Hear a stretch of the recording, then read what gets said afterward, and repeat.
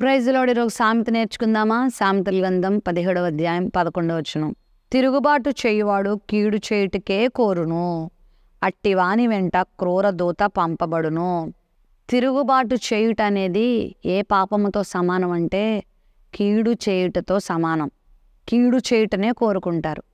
నువ్వు తిరుగుబాటు ధోరణిని నేర్చుకున్నావు అనుకో, నీ ప్రమేయం లేకుండానే నువ్వు కీడు చేసే వ్యక్తిగా మారిపోతావు. కాబట్టి కీడు చేయొద్దు.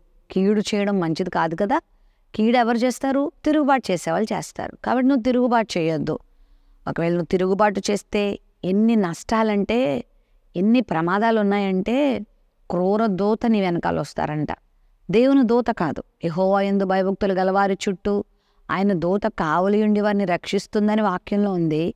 మరి తిరుగుబాటు చేసేవారి చుట్టూ క్రూర దూత తిరుగుతుంది. అంటే క్రూరత్వము, మూర్ఖత్వము, ప్రమాదము నీ చుట్టూ సంచరిస్తుంది. కాబట్టి దయచేసి ఎవరి మీద తిరుగుబాటు చేయొద్దు. నీ పై ఉన్న నాయకుల మీద నువ్వు తిరుగుబాటు చేయొద్దు. నీ అధికారుల మీద తిరుగుబాటు చేయొద్దు. నిన్ను కని, నిన్ను పెంచి, నిన్ను పోషించి, నీకు మంచి జీవితాన్ని ఇచ్చిన నీ తల్లిదండ్రుల మీద తిరుగుబాటు చేయొద్దు.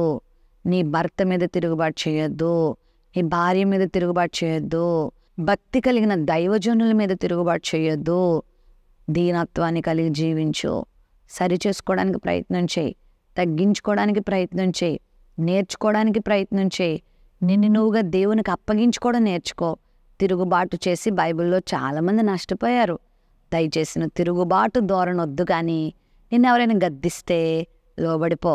నిన్నెవరైనా సరిచేస్తుంటే సరిదిద్దుకో. దేవుడిని దీవిస్తాడు. దేవుని కృప నీతో ఉంటుంది.